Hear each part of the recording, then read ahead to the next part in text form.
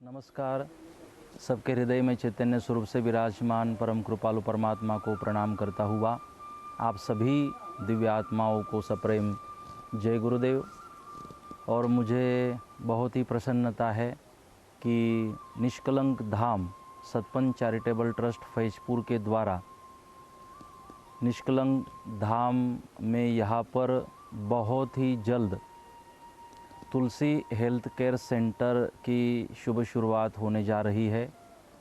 इस तुलसी health care centre का कार्य यहाँ पर प्रगति पथ पर है और बहुत ही जल्द कुछ महीनों में यह हेल्थ केयर सेंटर आप सबकी सेवा में उपलब्ध होगा। यहाँ पर हेल्थ केयर सेंटर के द्वारा हमारे सबके स्वास्थ्य के लिए, निरामय आयु के लिए कोशिशें की जाएगी। हेल्थ केयर सेंटर के द्वारा यहाँ पर इस विचारधारा से प्रेरित होकर कार्य किया जा रहा है कि पहला सुख निरोगी काया हमारा पहला सुख है और मैं मानता हूँ अंतिम सुख भी यही है, निरोगी काया। अगर हमारी काया निरोगी होगी, शरीर स्वस्थ होगा तो जीवन को जीने का आनंद भी हम प्राप्त कर सकते हैं। यहाँ पर शरीर स्वास्थ्य के लिए भी कार्य होगा और यहाँ पर मन स्वास्थ्य के लिए भी कार्य किया जाएगा। आयुर्वेद के द्वारा, नेचुरोपैथी के द्वारा, योग प्राणायाम के द्वारा और भी जो हमारे आयुर्वेद ने पंचकर्म हैं, जो भी हमारी मूल उपचार पद्धति है, उन उपचार पद्धतियों का उपयोग करते हुए अच्छा स्वास्थ्य और मानसिक स्वास्थ्य देने की कोशिश यहाँ पर हम कर रहे हैं। और यहाँ पर उन सेवाओं को देने के लिए अच्छी से अच्छी व्यवस्था देने की कोशिश ट्रस्ट के द्वारा यहाँ पर की जा रही है। आप सबको बहुत बहुत प्रणाम और सप्रेम जय गुरुदेव। ओम नमो भगवते वासुदेवाय। ओम नमो भगवते वासुदेवाय। ओम नमो भगवते वासुदेवाय। ओम नमो भगवते वासुदेवाय। वासुदेवाय मेरो नंद नंदनाय। वासुदेवाय मेरो नंद नंदनाय। वासुदेवाय मेरो नंद नंदनाय। वासुदेवाय मेरो नंद नंदनाय। नमो भगवते वासुदेवाय। ओम नमो भगवते वासुदेवाय। ओम नमो भगवते वासुदेवाय। ओम नमो भगवते वासुदेवाय। भगवते वासुदेवाय। ओम नमो भगवते वासुदेवाय। ओम नमो भगवते वासुदेवाय। और जैसे नारद जी वहां से निकले तो नारद जी ने भगवान को जाकर कहा कि अरे भगवान, क्या भगत की भक्ति आपको दिखाई नहीं दे रही, आवाज सुनाई नहीं दे रही? नारद जी भगवान को ले भी आए। इसलिए जीवन में गुरु की जरूरत है। गुरु जी जाकर भगवान को कह आए, भाई जल्दी चलो भगवान। और भगवान को जब लेकर आए तो भगवान को भी आश्चर्य हुआ कि इतनी छोटी आयु, छोटा सा बालक और इतने ध्यान से भगवान का भजन हो रहा है। बोले सब लोग कह रहे हैं हमारा तो ध्यान ही नहीं लगता, और ध्रुव का तो इतनी छोटी आयु में ध्यान लगा है। क्यों? क्योंकि हृदय में भूख है भगवान को पाने की, इसलिए ध्यान लगा। भगवान ने आश्चर्य किया, धीरे से शंख अपने भगत के कानों से लगाया और ध्वनि सुनाई दी। आंख खुली ध्रुव की, आंख खोलते देखा एक तरफ गुरुदेव खड़े हैं, दूसरी तरफ भगवान खड़े हैं, एक तरफ गुरु दूसरी तरफ गोविंद।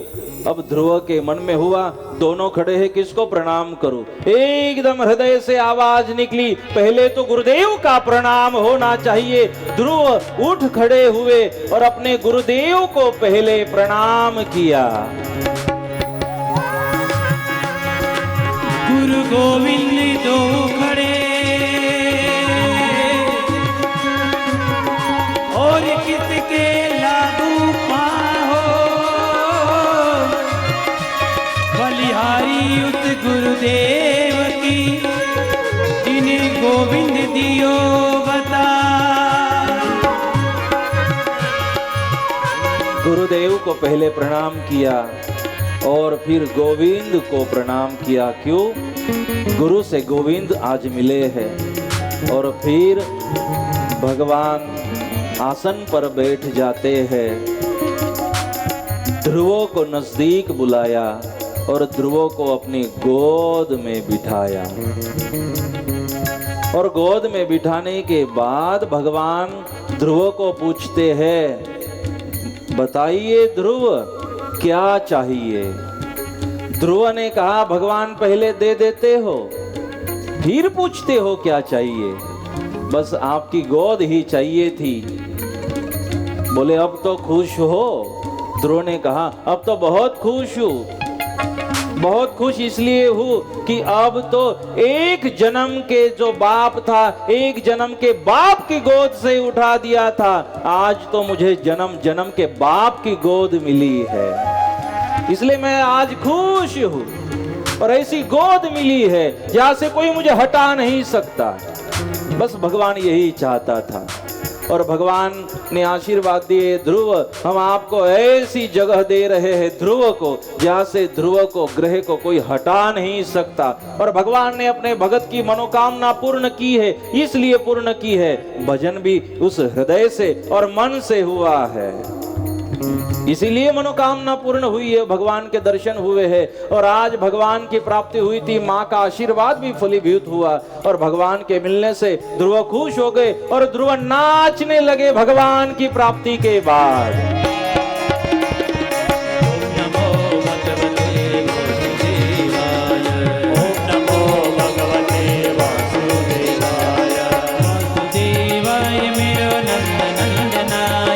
वासुदेवाय मेरो नंद नंदनाय, वासुदेवाय मेरो नंद नंदनाय, वासुदेवाय मेरो नंद नंदनाय, ओ वासुदेवाय मेरो नंद नंदनाय, वासुदेवाय मेरो नंद नंदनाय, वासुदेवाय मेरो नंद नंदनाय, वासुदेवाय मेरो। एक मिनट के लिए दोनों हाथों से ताली बजाते हुए ध्रुव की तरफ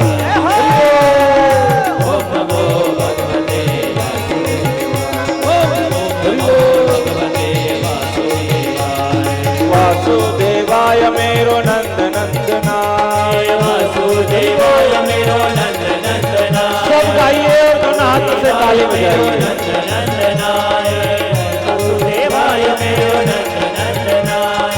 ओम नमो भगवते वासुदेवाय, ओम नमो भगवते वासुदेवाय, ओम नमो भगवते वासुदेवाय, ओम नमो भगवते वासुदेवाय,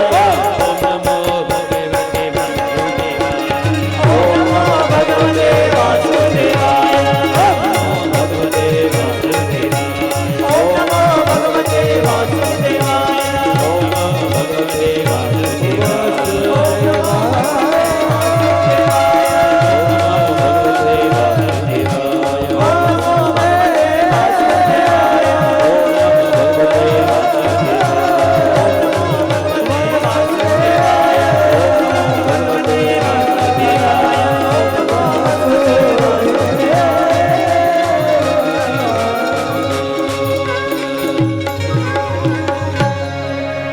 सद्गुरुदेव की जय। ऐसा ध्यान लगा है कि भगवान को आना मजबूर होना पड़ा, आए दर्शन किए। आइए हम भी ध्रुव की तरह इस कथा का श्रवण करे, भजन करे कि भगवान को यहाँ आकर हमें पूछना पड़े, बोल तेरी रजा क्या है। इतनी गहराई से हम भक्ति करें, भजन करें, कथा को श्रवण करें तो जो बालक ध्रुव थे, भगवान नारायण और नारद जी इस भूमिका में जो भी थे, इनके लिए एक बार ताली बजाते हुए इनका अभिवादन करें, जिनके कारण एक भाव हमारे हृदय में बना।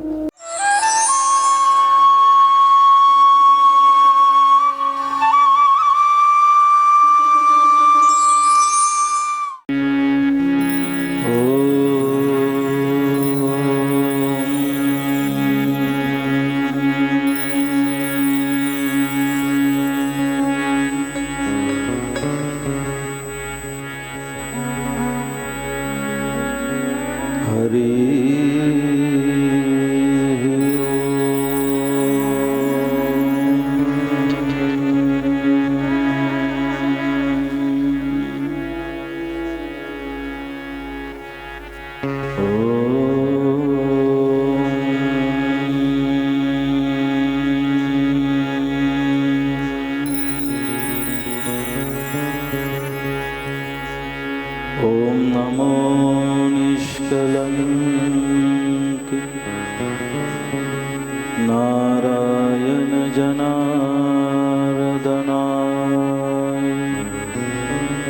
भस्मायुधाय विद्महे दिव्यनेत्राय धीमहि तन्नो प्रचोदयात्। ओम शांति शांति शांति।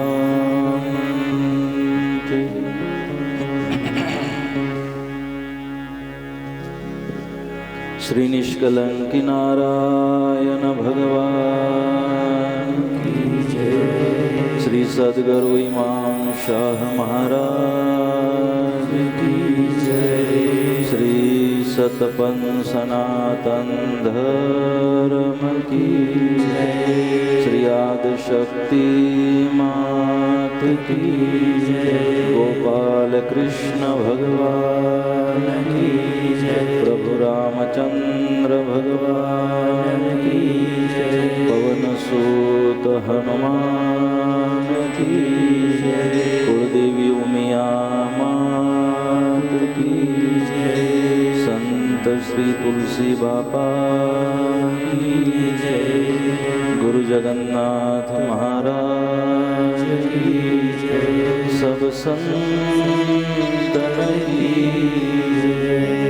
ओम नमः पार्वती पतये हर हर महादेव।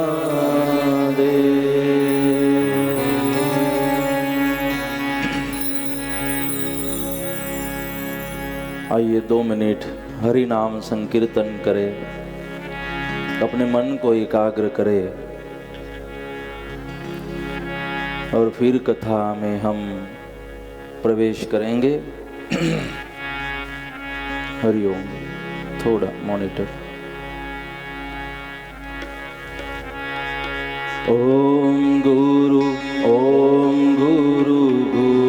गुरुदेवा जय गुरु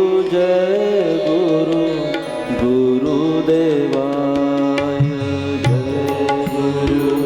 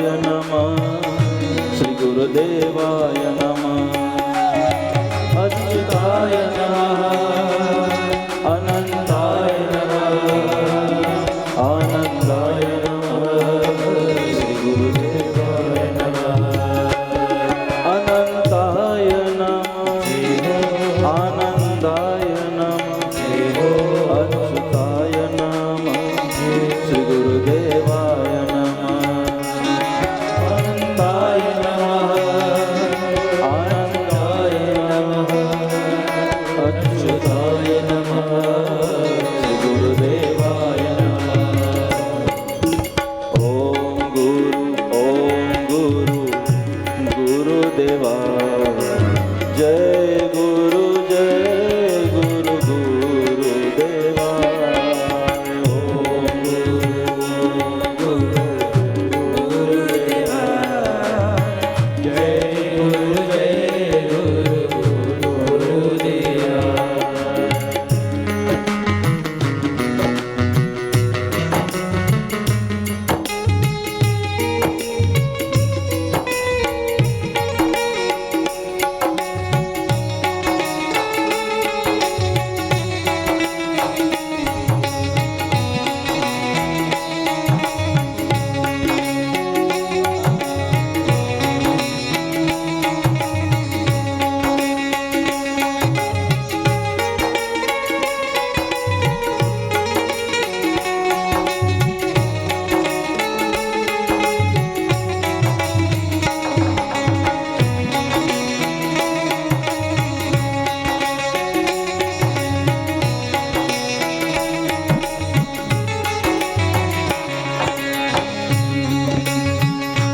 दोपहर में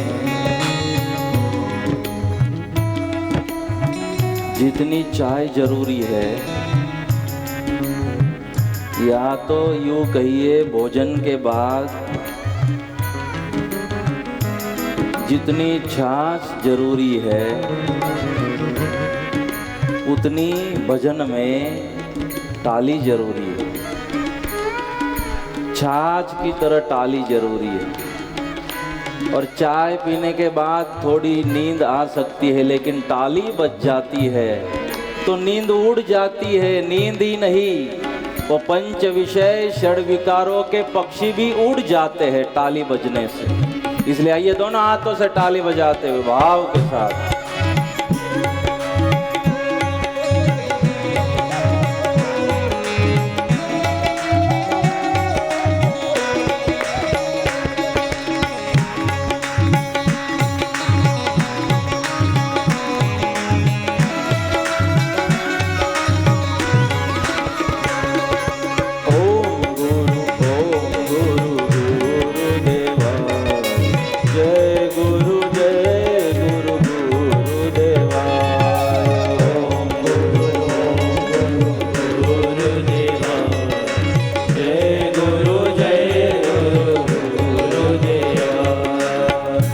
अच्युताय नमः अनंताय नमः आनंदाय नमः श्री गुरुदेवाय नमः अच्युताय नमः अनंताय नमः आनंदाय नमः श्री गुरुदेवाय नमः अच्युताय नमः अनंताय नमः आनंदाय नमः श्री बापाय अच्युताय नमः अनंताय नमः आनंदाय नमः श्री गुरु बापाय नमः ओम गुरु गुरुदेवा जय गुरु गुरुदेवा ओम गुरु गुरुदेवा जय गुरु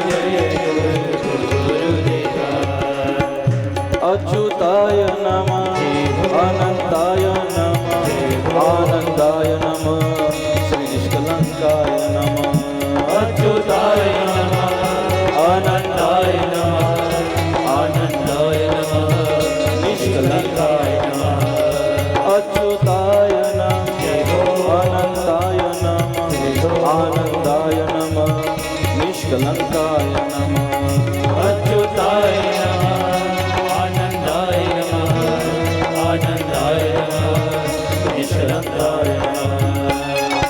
ओम गुरुदेवा जय गुरुदेवा ओम गुरुदेवा जय गुरुदेवा ओम गुरुदेवा जय गुरुदेवा ओम गुरुदेवा जय गुरुदेवा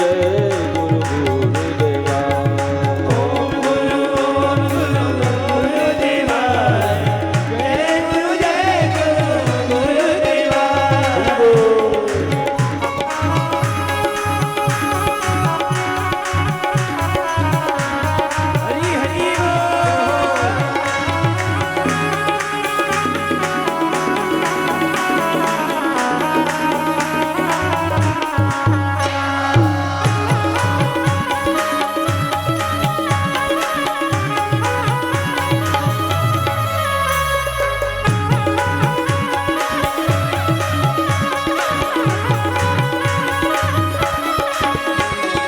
ओम गुरुदेवा जय गुरुदेवा ओम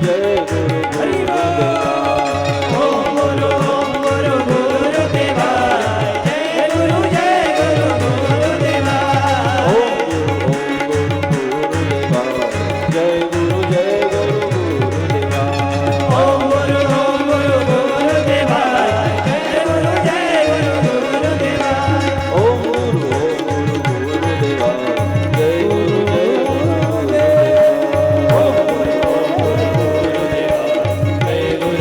गुरुदेवा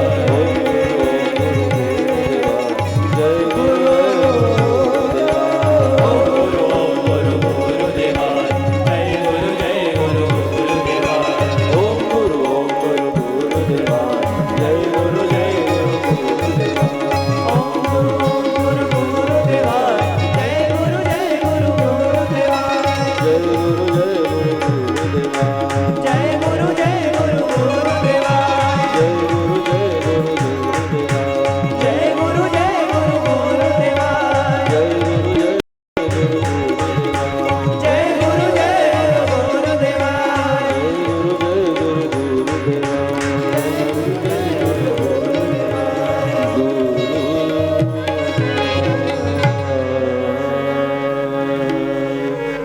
सद्गुरुदेव भगवान की जय।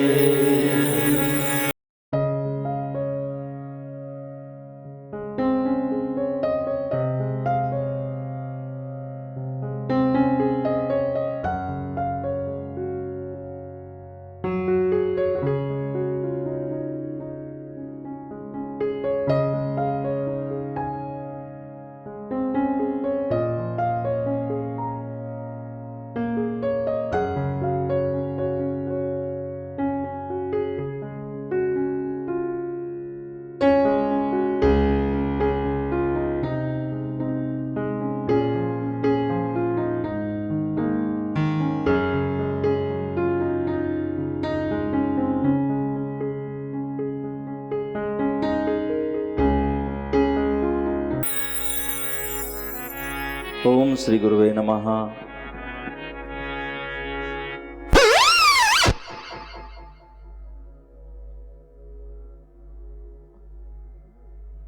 सबके हृदय में चैतन्य स्वरूप से विराजमान परम कृपालु परमात्मा को प्रणाम करता हुआ उपस्थित आप सभी दिव्य आत्माओं को सप्रेम जय गुरुदेव।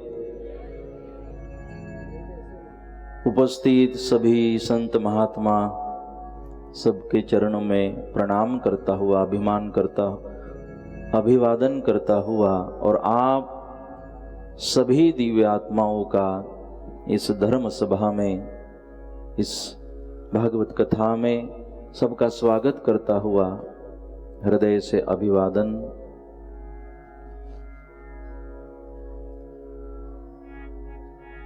भगवान की कल्याणकारी यह कथा, हृदय को निर्दोष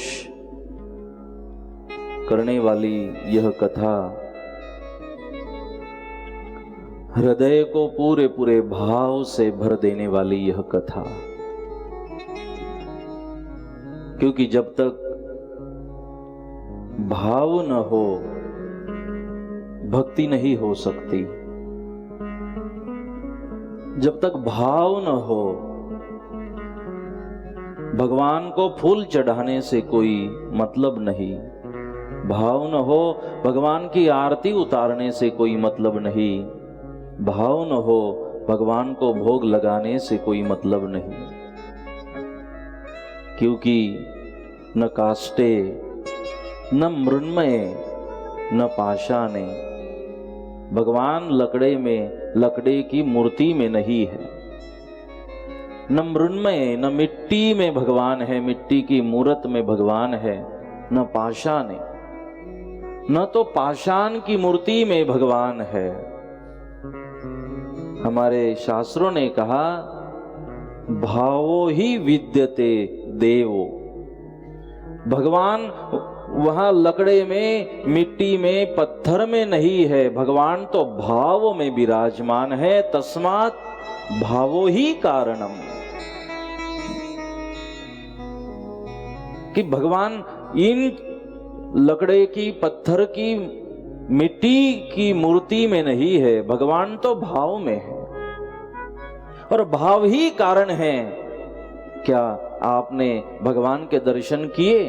अगर कर लिए हो या भगवान ने आपका भोग स्वीकार कर लिया हो तो समझना कि भाव था, भाव कारण था। और भगवान बात न कर रहे हो तो शायद भाव ही कारण था कि वो भाव हम प्रकट नहीं कर पाए। जो आवाज भगवान तक पहुंच सकती है, भावो ही कारणम। हाँ, भगवान भाव से मिलते हैं। भगवान भावों में विराजमान है।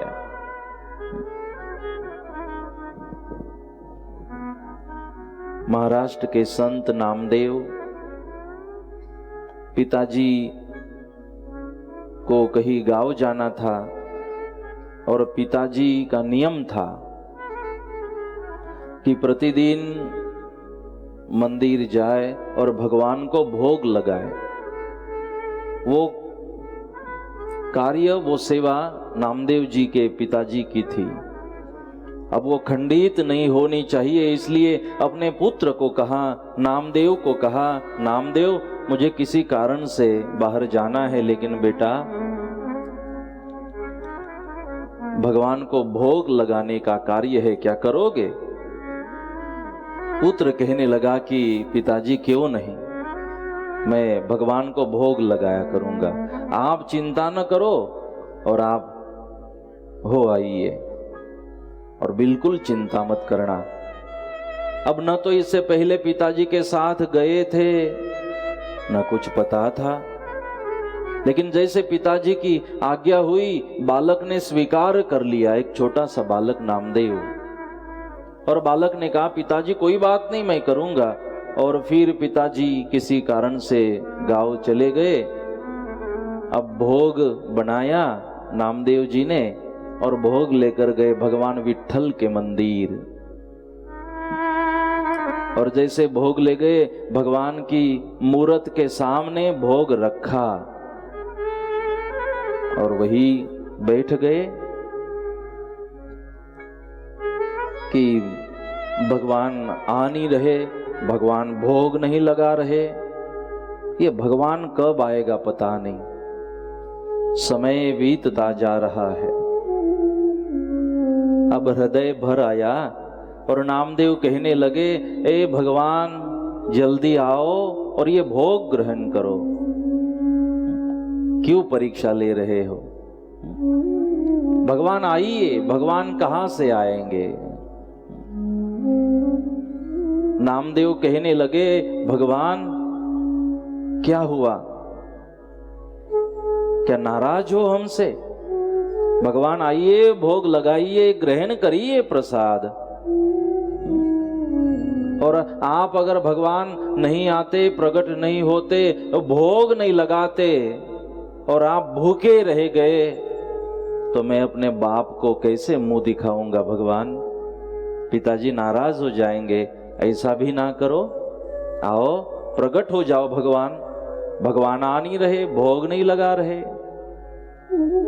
अब इसे लगा कि भगवान आते होंगे, फिर भगवान आकर प्रत्यक्ष आकर बैठते होंगे, फिर भोग लगाते होंगे, फिर खाली थाली हो गई भोग लगाने के बाद कि फिर ले जानी पड़ती होगी।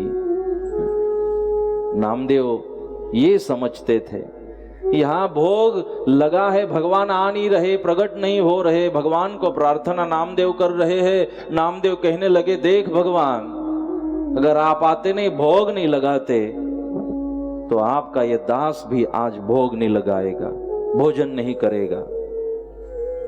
मैं भी भोजन नहीं करूंगा जब तक आप प्रकट नहीं हो जाते, आप भोग नहीं लगाते। पिताजी आकर पूछेंगे भोग लगाया, तो मैं क्या बोल पाऊंगा? आइए भगवान, प्रकट हो जाइए। आंखों में आंसुओं की धाराएं बहने लगी। भगवान क्यों परीक्षा देख रहे हो? भूख तो लगी होगी आपको भी, भोग लगाइए। बहुत समय हुआ, अब भगवान सोचने लगे इसको क्या कहे। लेकिन भगवान सोच रहे थे, मैं जा नहीं रहा, भोग नहीं लगा रहा, इस कारण से मेरा भगत भी भूखा है, कुछ पाया नहीं, पेट में भूख है लेकिन भोजन नहीं पा रहा। भगवान को दया आई और भगवान प्रकट हो गए और प्रकट होकर नामदेव को कहने लगे, लाइए, हम आ गए, भोग लगाइए। पहले तो नामदेव जी क्रोधित हो गए, अरे भगवान, इतना समय लगाते हो, इतना समय लगाया आपने आने में, कहाँ व्यस्त थे? कब से हम भोग ले आए, भगवान आपके लिए गर्मा गर्म हम ले आए थे, अब देखो ये ठंडा हो गया भोजन। मेरे पिताजी आते होंगे तो इतना समय नहीं लगाते होंगे आप, आज हमें बालक समझकर आपने देरी लगा दी, देर कर दी। कोई बात नहीं भगवान, आप भोजन पाइए। और भगवान को नामदेव भोग लगा रहे हैं और भगवान भी भोग पा रहे हैं, प्रसाद पा रहे हैं। अब प्रतिदिन ऐसे ही होने लगा। नामदेव भोग लेकर जाते और भगवान को भोग लगाते, मेरे प्यारे भगवान प्रकट हो जाते और नामदेव का ले आया भोग ग्रहण कर लेते। प्रतिदिन होने लगा। कुछ दिनों के बाद नामदेव जी के पिताजी घर वापस आए और देखा तो बहुत सारा सामान घर से समाप्त हो चुका था। नामदेव को पूछा, ये गुड़ था वो खत्म हुआ, ये हुआ क्या? बोले पिताजी, भोग ही बनाया, भगवान के लिए भोग ही बनाया, हमने व्यर्थ नुकसान नहीं किया। अब पिताजी समझ नहीं पा रहे थे, भगवान को भोग लगाया, क्योंकि पिताजी तो ऐसा ही करते थे ना, भोग ले जाना, भगवान को दिखाना, ले ली भगवान ने वासना और अपने लिए वापस ले आना। पिताजी तो यही करते थे। बेटे को ये फॉर्मेलिटी पता नहीं थी कि ऐसे औपचारिकता करनी पड़ती है। बेटे का भाव तो था ले जाओ और भगवान ले ही लेते हैं। तो तब जाके नामदेव जी के पिताजी ने कहा, मुझे देखना है। तो जब भोग लेकर नामदेव जी गए और धीरे से नामदेव जी के पिताजी ने देखा, नामदेव भगवान को भोग लगा रहे थे। नामदेव को तो भगवान दिख रहे थे, नामदेव तो दर्शन कर रहे थे, नामदेव भोग करा रहे थे, भगवान से बातें कर रहे थे। वहां खड़े नामदेव जी के पिताजी को न आवाज सुनाई दी न दिखाई दिए,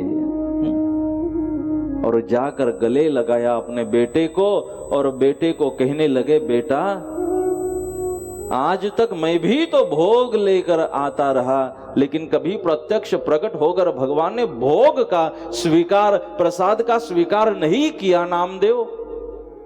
लेकिन आपके लिए तो भगवान प्रत्यक्ष प्रकट होकर प्रसाद ग्रहण कर रहे हैं। अपने बेटे पर खुश हो गए और अपने आप को दोष देने लगे, इतने वर्षों से मैं भोग लेकर आ रहा हूं, लेकिन मैं उस भाव को प्रकट नहीं कर सका जो भाव मेरे बेटे नामदेव ने प्रकट किया।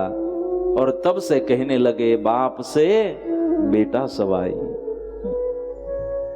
भाव में कि जो बाप से नहीं हुआ, बाप तो औपचारिकता करते रहे, लेकिन हृदय में भाव, कोई तर्क वितर्क नहीं। क्या मूर्ति से भगवान आएंगे? क्या मूर्ति से बाहर आएंगे? कैसे बाहर आएंगे? कोई तर्क नहीं, भाव की विजय होती है। बुद्धि में कोई तर्क नहीं। क्या मूर्ति से आज आपको, आज के युवानों को बोलो कि भगवान को भोग ले जाइए, तो युवान तो पूछेंगे क्या वो पत्थर वाले भगवान वो भोग लगाते? उनको भूख भी लगती है, कैसे खाएंगे वो भगवान? जहां तर्क है, जहां शंकाएं है, वहां भाव नहीं रहता, और जहां भाव है वहां संशय नहीं रहता। इसलिए एक ही कुछ हो सकता है, या तो संशय या तो भाव। और भाव तो तब प्रकट होगा जब संशय मिटता है, और यह कथा संशय को मिटाती है। भगवान का चरित्र तर्क वितर्क को समाप्त कर देती है। हाँ, अगर इस भगवान को समझना है, इस निज रूप को, इस जीवन को, संतों को समझना है, संतों की वाणी को समझना है, तो बुद्धि से समझना छोड़ दे। ये बुद्धि का काम नहीं है, ये उद्धव का काम नहीं है, ये गोपियों का काम है। भगवान को हृदय से समझने की कोशिश करें। हम बुद्धि से समझना चाहते हैं। क्या भगवान महादेव पे दूध चढ़ाने से महादेव की कृपा हो जाती है? हम बुद्धि से समझना चाहते हैं। इसलिए भाव से दूर रह जाते हैं। लेकिन आज तक जिन्होंने हृदय से इस भगवान को समझने की कोशिश की है, सेवा की है, वो प्राप्त कर चुके हैं। और इनके लिए कहा गया, सुग्रा होय सो भर भर पिए। सुग्रा का मतलब ये है, सुग्रा का मतलब ये नहीं तुलसी बापा को गुरु बना लिए और सुग्रा बन गए। सुग्रा उन्हें नहीं कहा गया कि जिन्होंने गुरु बना लिए, जिसके संशय मिट चुके हैं, जिसके बुद्धि से तर्क वितर्क समाप्त हो चुके हैं। क्योंकि भगवत गीता में भगवान ने कहा, संशयात्मा विनश्यति। जिसके बुद्धि में संशय है, उसका न तो इहलोक में शांति मिलती है, न परलोक में शांति मिलती है। इसलिए आप आज भी देखो, जो संशय ले रहे हैं ना, सतपंथ हो कि किसी चीज पर जो संशय ले रहे हैं, उनको न तो इहलोक में शांति मिल सकती है, न जाने के बाद उनको शांति मिलने वाली है। चलो, जाने के बाद उनका भरोसा विश्वास नहीं होगा, लेकिन आज भी वो अनुभव कर रहे होंगे कि जीवन में सब कुछ तो है। समाज से झूठ बोलकर लूटा हुआ पैसा तो है, लेकिन शांति नहीं है। वो भी अनुभव करते होंगे। जो किसी संत के बारे में संशय करते हो, संप्रदाय के बारे में संशय करते हो, हमारी परंपरा है, अगर पत्थर में भी भाव आ जाए तो पत्थर में भगवान प्रकट हुआ करते हैं। ये भाव की जीत है। कौन सी जात है, कौन सी परंपरा से पत्थर है?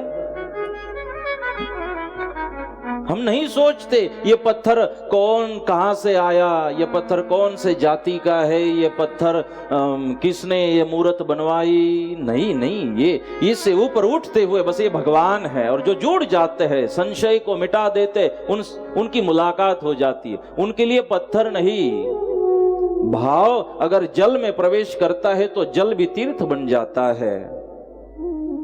भाव अगर पत्थर में प्रवेश करता है तो पत्थर भी भगवान दिखने लग जाता है। अगर भाव न हो तो जिंदा आदमी भी हमें दिखाई नहीं देते। भाव न हो, इसलिए तस्मात् भावो ही कारणम, हमारा भाव ही कारण है कि भगवान मिलेंगे या नहीं मिलेंगे। इसलिए संशय को हम मिटा दें, बुद्धि से समझना छोड़ दे भगवान को। जो भगवान को समझने की कोशिश कर रहे थे वो हार गए। उद्धव हार गए। उद्धव जो समझाने गए थे, ज्ञान देने गए थे गोकुल में, वो समझ कर आ रहे हैं वापस। जब उद्धव समझाने गए ज्ञान से, क्योंकि ज्ञान से भगवान को समझने की कोशिश उद्धव कर रहे थे, और जब गोकुल में गोपियों से मुलाकात हुई, गोपियों के भाव को देखा, उनके उस प्रेम को देखा, हृदय के गहराई को देखा, उस समर्पण को, उस त्याग को, उस भाव को देखा, तो गदगदित हो गए उद्धव। और उद्धव कहने पर मजबूर हो गए कि गोपियों, मैं तो भगवान को बुद्धि से समझ रहा था, कोशिश कर रहा था, लेकिन आप तो भक्ति से, भाव से भगवान का अनुभव कर रही हो, आप तो मुझसे भी श्रेष्ठ हो। इसलिए ये तर्क वितर्क बुद्धि से हम भगवान को नहीं समझ सकते। इसके लिए भाव की जरूरत है। भाव है तो है, नहीं है तो नहीं है। थोड़ा मॉनिटर, जैसे कि कई लोग पूछते हैं क्या प्याज लहसुन खाना योग्य है अयोग्य है, क्या है? हमने कहा कि हमारे गुरुदेव ने कहा था प्याज लहसुन नहीं खाना है, हमने स्वीकार कर लिया। अब वो योग्य अयोग्य है क्या है, वो गुरुदेव ने सोच लिया होगा। अगर गुरुदेव ने कहा कि बेटा प्याज लहसुन नहीं खाना है, और मैं अगर सामने से पूछ लूं, गुरुदेव लहसुन तो शरीर के लिए ठीक होता है, लहसुन तो खून को पतला करता है, लहसुन तो हार्ट के लिए अच्छा होता है, लहसुन तो औषधि है, लहसुन तो दवाई है, तो गुरुदेव खाने के लिए शास्त्रों ने क्यों मना किया? अगर मैं गुरुदेव ने कहने के बाद अगर मैं सामने से कोई सवाल उठाता हूं तो समझ लेना अभी हम योग्य शिष्य बनने के काबिल नहीं है। अगर सामने से कोई सवाल आ जाए, मंत्र बोल बोल के हम थक जाते हैं, मंत्र मूलम गुरुर्वाक्यम, मंत्र मूलम गुरुर्वाक्यम। कौन सी गुरुवाक्यों को मंत्र समझा हम लोगों ने? संतों ने कुछ कहने के बाद, गुरुदेव ने, सदगुरुदेव ने कुछ कहने के बाद सवाल ही नहीं उठता कि हम सवाल करें। हम सामने से कुछ पूछे कि हमारी लायकात है, क्या हमारी क्षमताएं है, हम सवाल करें। गुरुदेव ने कहा नहीं खाना है तो क्यों नहीं खाना? गुरुदेव तो वही कहेंगे जो हमारे लिए अच्छा है, ये भरोसा हो। जो कहा होगा हमारी भलाई के लिए कहा होगा, क्योंकि कोई गुरुदेव अपने शिष्य का बुरा नहीं सोचते, गलत नहीं सोचते, उसकी कल्याण की सोचते हैं। और गुरुदेव ने कहने के बाद तो कोई बात ही नहीं बनती कि मैं सवाल करूं। गुरुदेव ने कह दिया इसलिए नहीं खाना है, मेरे पास कोई उसका जवाब नहीं है क्यों नहीं खाना है। गुरुदेव ने नहीं कहा नहीं खाना है, बस इतना ही जवाब है। और जब तक ये दृढ़ता, गुरुदेव ने कह दिया इसलिए नहीं खाना, जब तक गुरुदेव के उन वचनों पर इतनी श्रद्धा, इतनी दृढ़ता और इतना विश्वास नहीं आता, तब तक हम सुगरा नहीं बन सकते। और जब तक सुगरा नहीं बनते तब तक नुगरा जाए प्यासा।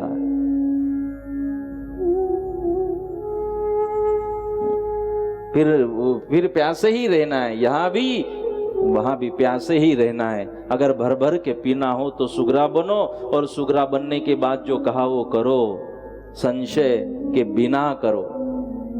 कोई जरूरी नहीं है। कब तक हम तर्क वितर्क संशय और ये इन चीजों में जब तक अटके हो, नहीं शुरुआत होगी उस भाव के निर्माण की, भक्ति की, और भगवान तक जाने की शुरुआत ही नहीं होगी। आज तक हमने भक्तों के चरित्र को देखा, जिस भक्त ने जिस भाव को भजा भगवान मिले हैं। तर्क वितर्क के बगैर हम तो, हमारा समय इसी में जा रहा है। ये क्यों मना किया, वो क्यों मना किया, कोई जरूरी नहीं है। गुरुदेव ने कह दिया इसीलिए ध्रुव को कह दिया कि तू गुरु मंत्र का जाप कर, भगवान आएंगे। अगर तब गुरुदेव के वचनों पर ध्रुव ने तर्क वितर्क किया होता तो नारायण से भेंट नहीं होती, न नारायण आते, न गोद में बिठाते, न आशीर्वाद मिलता। लेकिन गुरुदेव ने कह दिया, बेटा नारायण आएंगे, दर्शन होगा, विश्वास रखा, भाव रखा कि हाँ गुरुदेव ने कह दिया होगा। तब जाके भगवान से मुलाकात ध्रुव की हुई है।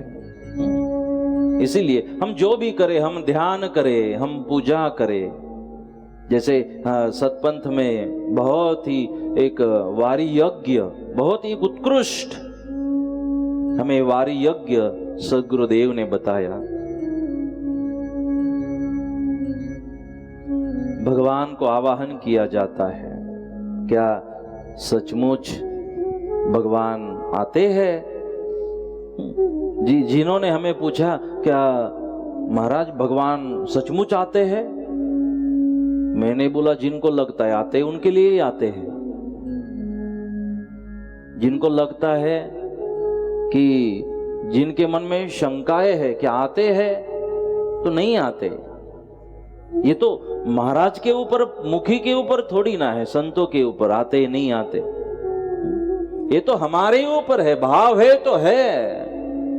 जिस बुद्धि से नामदेव गए थे कि हाँ मैं भोग लेकर जा रहा हूं और भगवान आएंगे, भगवान भोग लगाएंगे, आए ना भगवान, भोग भी लगाया, क्योंकि बुद्धि में तर्क ही नहीं था। क्या भगवान आएंगे, क्या भगवान आएंगे, कोई प्रश्न चिन्ह ही नहीं था, इसलिए भगवान आए।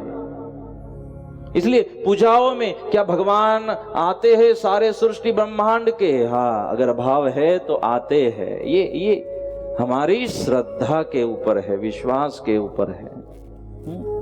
बस हम इस विश्वास को बनाए रखे, हम संशय को मिटाने की कोशिश करें। ध्रुव को कह दिया भगवान से मुलाकात होगी, भगवान आएंगे। ध्रुव ने तर्क वितर्क के बगैर मान ली बात गुरुदेव की। हाँ,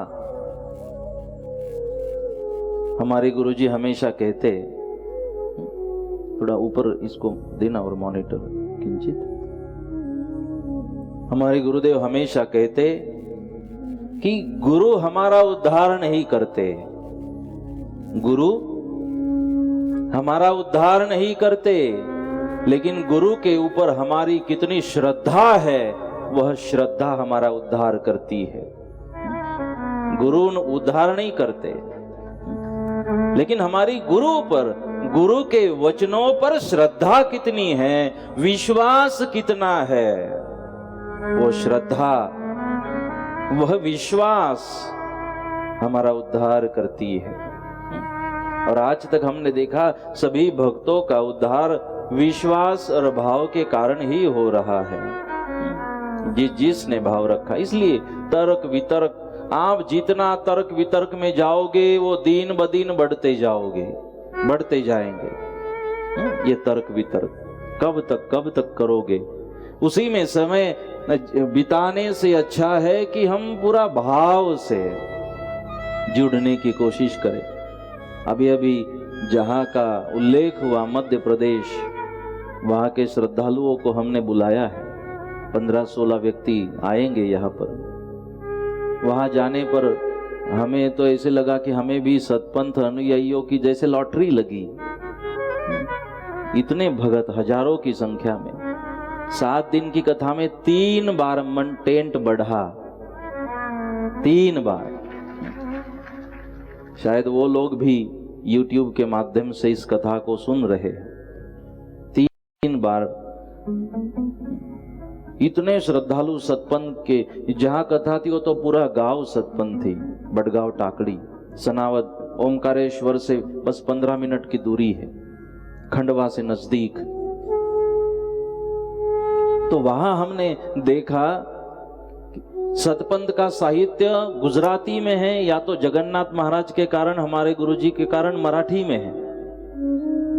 हिंदी में तो साहित्य न तो अमृतवाणी है, न मनर ज्ञान, न सतपंथ नवनीत, न श्रीमद दशावतार, हिंदी में नहीं है। कुछ 1-2 ग्रंथ होंगे, न तो उनको पूजा यही पूजा होती है अपने गुजराती मंत्रों के द्वारा ही, न तो पूजा के बारे में जानकारी है, न सतपंथ नाम भी उतना उनको पता नहीं था। बोले अपने संप्रदाय को कौन से नाम से जानते हैं, यहां से शुरुआत हुई थी 4 साल पहले। हमने कहा सतपंथ, इतना वो दूर थे, लेकिन एक बात पता थी, कुछ ज्ञान नहीं, कोई ज्यादा सतपंथ के बारे में समझ नहीं। जब आएंगे आप बात करना उन लोगों से, कोई इसकी जानकारी नहीं, और कुछ चीजों को लेकर उनको भी तकलीफ थी समाज से, क्योंकि बता नहीं पा रहे थे सतपंथ के बारे में। लेकिन उन्होंने सबको कह दिया था कि ये हमारी परंपरा है, हम प्रेरणापीठ पिराना में मानते हैं, इतना ही पता था। हमारा एक स्थान फैजपुर में है, सदगुरुदेव इमाम साहब जी महाराज में हम मानते हैं। हम सतपंथ परिवार में, सतपंथ संप्रदाय में मानते हैं। हमारे संप्रदाय में ये पूजा की जाती है, हमारे संप्रदाय में मृत्यु के बाद ये भूमि दाग दिया जाता है, समाधि दी जाती है। इतनी बातें हम सबको पता है। किसी की मृत्यु हो जाने के बाद मुखी को बुलाते हैं और 52 क्रिया की यह विधि कराते हैं। बस हमें इतना ही पता था, बाकी कोई ज्ञान नहीं। और कितनी तकलीफ होने के बाद भी उनके दादा परदादाओं से ये परंपरा चली आ रही है, और आज तक एक सतपंथी कम नहीं हुआ, एक अनुयायी कम नहीं हुआ। और बस इसी विश्वास के साथ ये हमारा परंपरा है, हमारा संप्रदाय है। हम प्रेरणापीठ में जाते हैं, मानते, कई बार वो आ चुके हैं प्रेरणापीठ, बस हमारा वो धाम है, हम उस परंपरा में मानते हैं। बस विश्वास, कोई नॉलेज नहीं, कोई ग्रंथ, एक ग्रंथ उनके हाथों में नहीं, पास नहीं। और आज तक इतनी पीढ़ियों से उन्होंने सतपंथ की परंपरा को बनाए रखा, एक अनुयायी कम नहीं हुआ। बस विश्वास के कारण उन्होंने परंपरा से जुड़े रहे, एक अनुयायी कम नहीं हुआ, विश्वास से। और हमें तो गुजराती में, मराठी में है, हमें इतना सब पढ़ने आता है, पढ़ चुके हैं, फिर भी कभी कभी तर्क वितर्क हमारे मन में आ जाते हैं। हम तो कहेंगे मध्य प्रदेश वाले जीत गए विश्वास में। जब आएंगे आप बात करना उनसे, कोई ज्ञान किसी चीज का नहीं, एक चीज उनको समझानी पड़ी। और कथाओं में, अब जब कथा हुई 7 दिन, तो हमने सतपंथ के बारे में, वहां भी कथा कम हुई और चरित्र कम हुआ, और सतपंथ की महिमा बताने की हमने कोशिश की। उनके समाज के जो प्रमुख थे वो भी आए, स्वीकार कर लिया कि हम समझ नहीं पा रहे थे और ये लोग हमें समझा नहीं पा रहे थे। गुरुजी, अब हम ये सब समझ चुके हैं और ये तो बढ़िया आयोजन है। गुरुजी विनती करते हैं, प्रार्थना करते हैं कि अगले साल वापस एक कथा का बाजू के गांव में आयोजन रखवाना है 7 दिनों के बाद। विश्वास की जीत होती है, भाव की जीत होती है। और इतने ग्रंथ होने के बाद, हमारे यहाँ तो इतने संत होने के बाद हम बोलते हैं संतों की कमी है, ग्रंथों की कमी है। भाई तेरे में कमी है।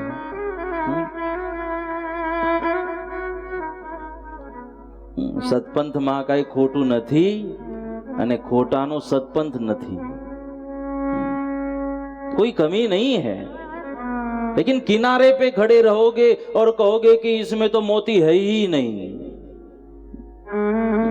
भाई किनारे पे खड़े होने के बाद मोती नहीं मिलते, उसके लिए तो डुबकी लगानी पड़ती है, कूदना पड़ता है, उसमें कूदना पड़ता है, डूबना पड़ता है, और डूबने के बाद भी वहां तल में जाना पड़ता है, गहराई में जाना पड़ता है।